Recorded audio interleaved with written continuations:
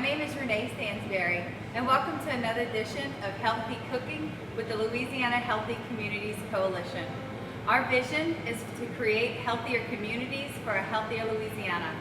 We're here today at E's Kitchen, where Chief Pot Stirrer is going to prepare for us a paprika herb rub chicken.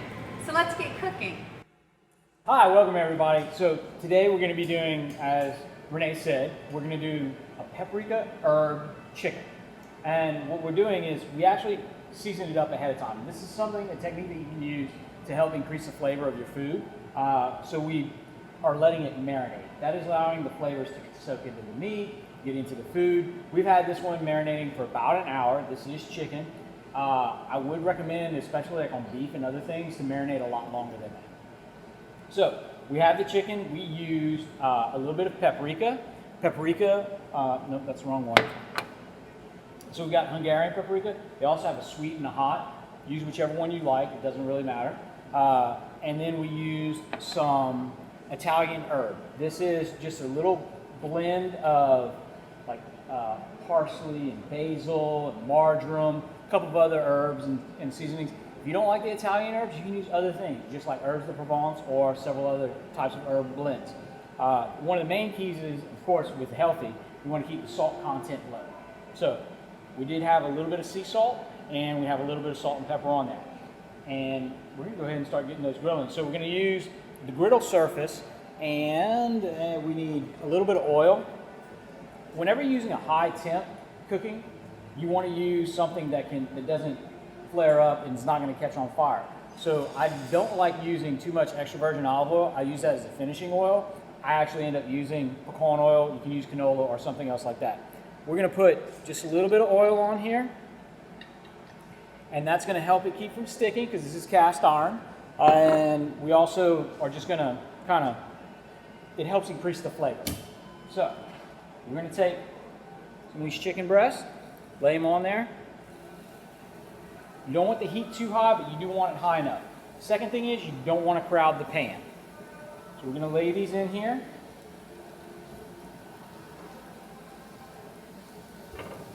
And the rest of these, we're just going to cook in the next round. So we'll go on to the next.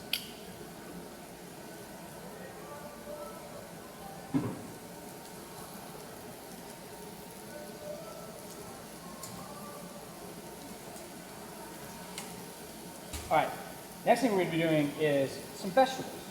I know I've had some dietitian friends that like tell me, like, load up on the vegetables ahead of time. That way you don't eat too much of the meat or whatever.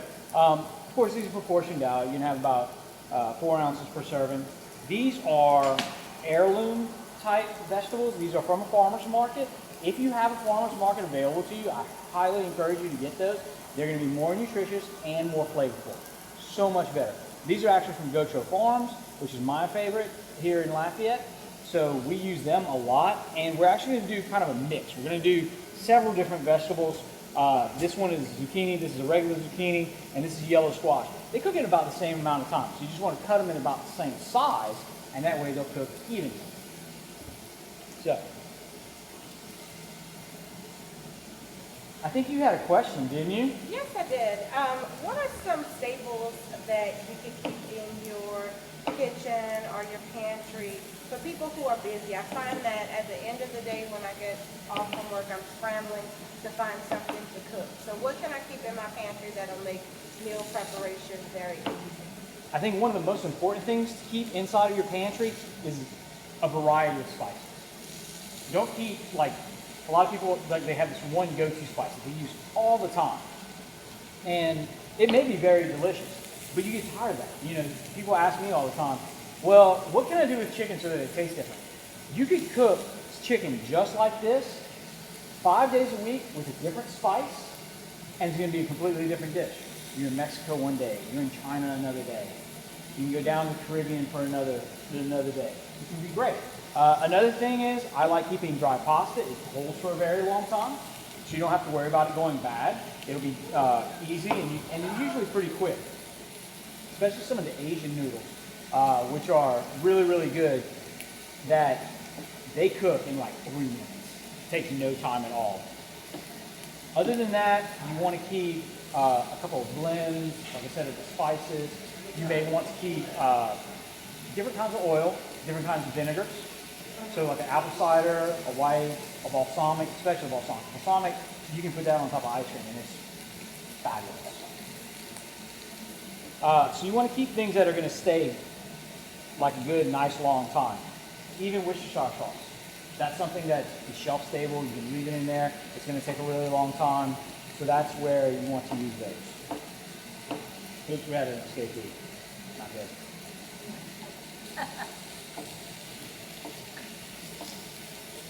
5-second rule. So, as you'll notice, I'm trying to cut these in as close to the same size as I possibly can so that they'll cook evenly. And we're going to use one more. A little yellow squash. Of course, these have like this long, skinny tip. So what I do usually, I just cut that part off, cut it in half, half again, and then this part I'll have to cut into smaller pieces.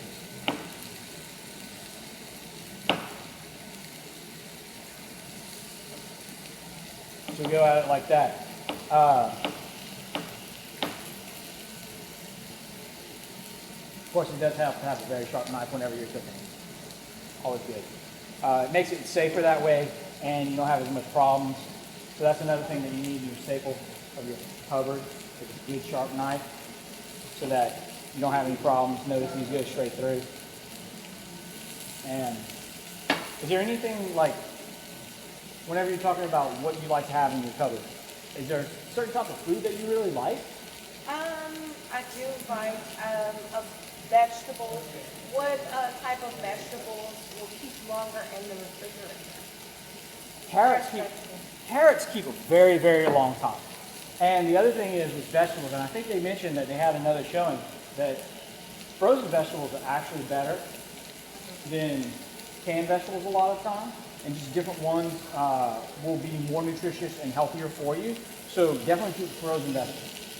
So, all right, we've got the meat going. You'll notice I have not touched this meat. It is searing. It's creating caramelization, which means the sugars are going on the edge. We do have this one on a griddle pan, so they're going to have the grill marks. You could turn them at a 45 to get the cross hatches and everything. I don't like doing that. I just like leaving them like that. You're going to have one set of grill marks on them, and they're going to be they're going to be done all the way through. If you don't move them, it allows that. If you keep moving them, they're actually going to stick more, and they won't get that caramelization. That is where the key to flavor is. But we put the meat on first. Why? Because it's going to take the longest to cook, and you want to let it rest afterwards. So we're waiting on the vegetables to go after that. So what we're going to do, I have a regular skillet over here. This doesn't have the grill mark. I'm going to put all the vegetables on there and then put some seasoning. So we can take these, and of course I'm missing my little scoop. So I'll use, when you're doing this, be careful. Don't use the edge of the knife because it'll cut you.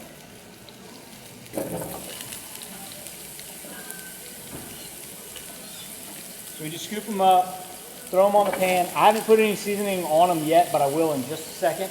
Once again, we're going to be using a low sodium seasoning blend so that we don't have too much salt on them. You can always add salt, you can't always take it out. So once it's in there, it's done. So what we're going to be using is a little, we have our own, it's called Paul's Blend, but you can also find many other low sodium substitutes for that. And what I do say is you want to make sure that whatever spice you use has a good bit of spice in it, because that's what's going to make up for the lower sodium. If you put just pepper and no salt or anything, it's not going to bring out the flavors that you're going to want in your food. So get something that has a lot of bang for the buck, basically. So we'll move those in. Stir them around just a little bit so we can get everything coated.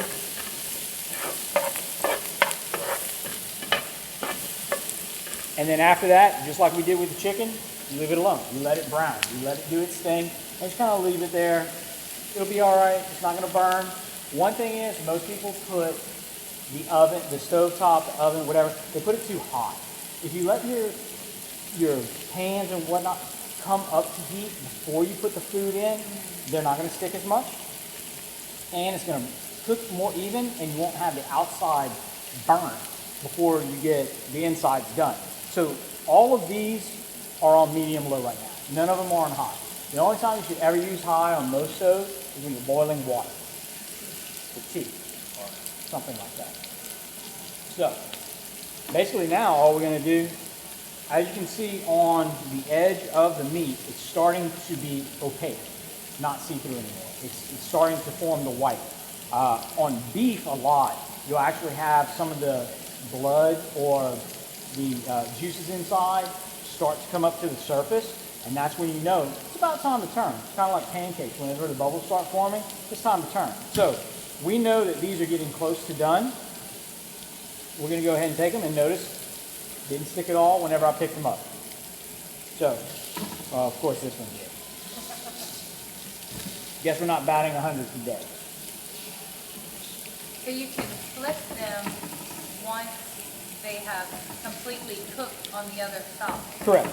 If you continue to pick them up and flip them and flip them and flip them, you will not get this beautiful mark. And you will notice, and I'm going to show you this, we evidently have what you call a hot spot. Notice that this one is darker, and this one's not. So evidently where this one was is kind of dark. It isn't as hot. So what we'll do is, this one's more, so we'll switch them off. So we'll put this one over here, which is evidently the hot spot, so that it'll cook all the way through, and we're going to put this one right here, which is a little bit cooler, because this one's probably cooked through more than this one. And of course, anytime you're cooking, if you have the option, and I would highly recommend this, get a thermometer. You always want to cook the temperature, not the time, because two pieces of meat that are exactly the same size will cook at different rates instead of being the exact same amount of time. So always use a thermometer. If you do not have a thermometer, there is this really cool trick, okay? If you take this little part of your hand, and this is basically a big chunk of meat. So if you take it, you kind of loosen up your hand a little bit, shake it off, shake it off, shake it off. Sorry, I get carried away. So you take this, if you do like this and you're not squeezing very hard, it's kind of limp, you do this, that is basically rare. That's not cooked. If you kind of tighten up just a little bit, that's medium.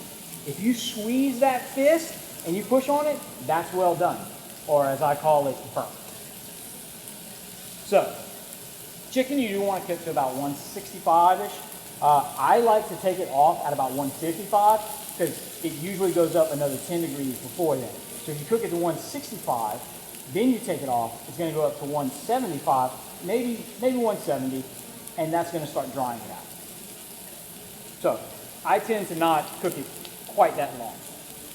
But we do have a little thermometer. I know these are not quite done. I can just kind of feel them. That one's more done than these. So like I said, switch them around if you have hot spots, especially like on a grill. On a gas or a charcoal grill, especially charcoal, you're going to have some spots that are hotter than others. Just kind of move the food around to situate and sit where it's going to cook evenly. You want to cook as even as possible. Not quite ready though. But we are going to check on our vegetables now because they've been sitting there for a little while. So you do want to check just to make sure you don't have the heat too hot, something like that. Kind of stir them up once again. Oh look, that one's beautiful. This is the caramelization that you want. That little browning on the edges, and I'll show all you that. You see that little brown? That's what you want. That is what really brings the flavor out in your food. That's why whenever you go to the restaurant, you can cook the same thing at home. It just doesn't taste the same. They know how to make it caramelize. So, the only downside of that is, oh look, I spilled another one. If you don't get all of them turned over, some will burn and some won't. So you do have to be a little bit careful. Making sure you get them turned over. Now, this one is, we're using two different kind of cooking surfaces today, and people ask us that all the time. You know, why stainless steel? Why nonstick? Why cast iron? Each one of them has their own different properties, and depending on what you're trying to achieve is what type of cookware you should use. Cast iron gets hot, stays hot. Aluminum, cast aluminum, has much quicker heat properties. It gets hot real fast and it'll cool off real fast.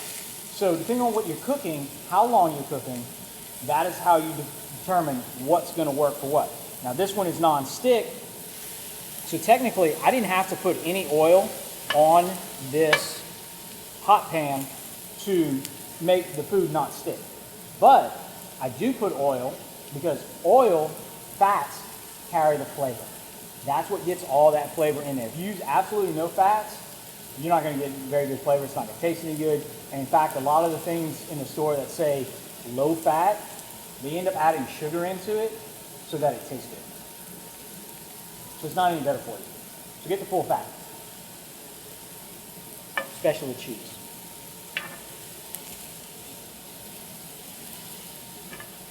Did y'all have any other questions?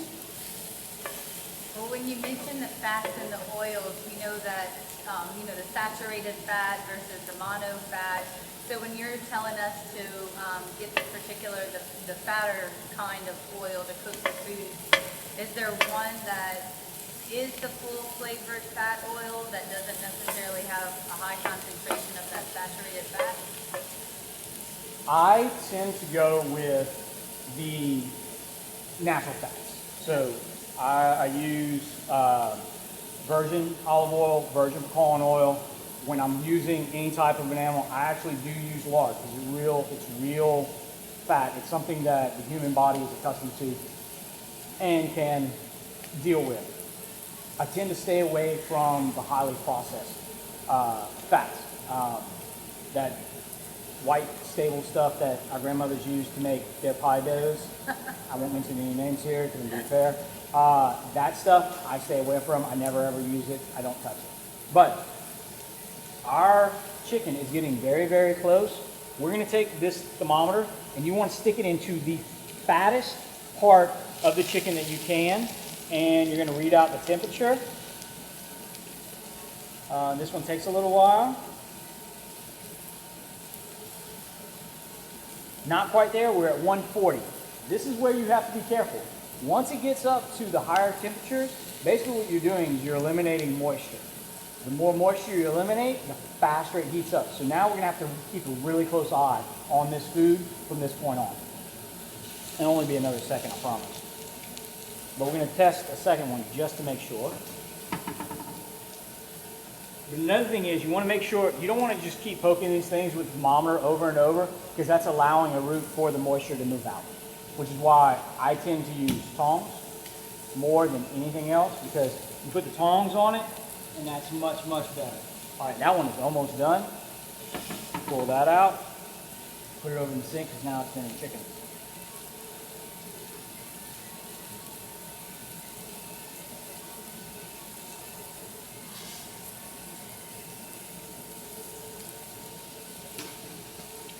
After you finish cooking meat, especially large cuts of meat, you want to pull them off of the heat. And that's going to allow them to rest. The moisture moves back in because right now all the fibers are really tight and squeezing because they're hot. And then if you cut them, all the juice is going to leak out. So all the prep that you did is not going to be any good.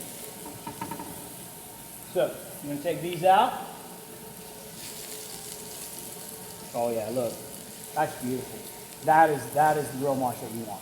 That's what you want on your food. I don't care if it's beef, hamburger, pork, even hot dogs, you still want those little marks. And also remember to turn the fire off because we're not using this anymore.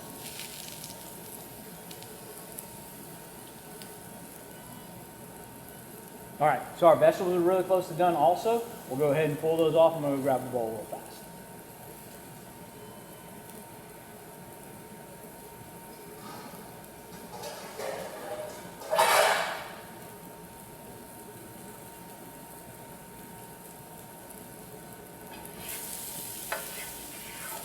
All right, so we're gonna pull these vegetables off. The outsides are really, really brown, but the insides are still gonna be, they're still gonna have some texture to them.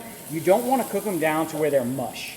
When they cook down to mush, you've actually lost a lot of the nutrients that you're trying to get out of vegetables, so that's not any good. And it'd be nice if I could pick this thing up and just pour it, but it's kind of hot.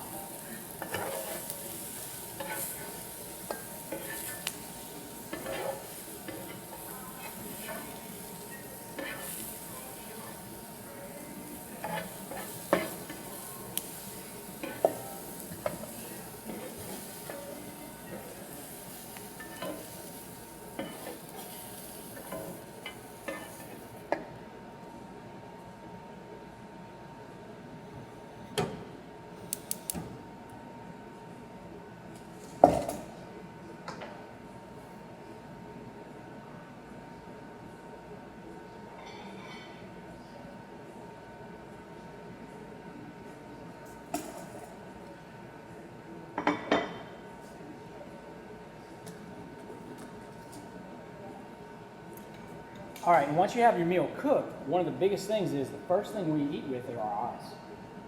So you want to make it look good.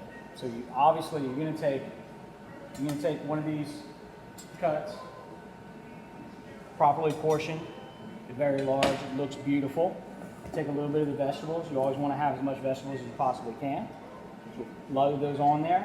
One of the things that I like to do with my vegetables after they've been cooked is hit them with some balsamic vinegar. This is one of those things that you want to keep as a staple inside of your cabinet. So you can take this balsamic, and this takes the flavor and just boosts it to the next level. You take a little bit, and it doesn't take much. So you kind of just drizzle this on there just a little bit. That much, that's all you need. And there you have it. You have a wonderful, beautiful, healthy meal ready to go. So I'd like to thank you all for joining us again for another great episode. For the chicken recipe, you can visit our coalition's Facebook page at Louisiana Healthy Communities Coalition Region 4. And a special thanks to E's Kitchen for cooking and allowing us here today, and Gotro Farms for providing us with our produce. Thanks, and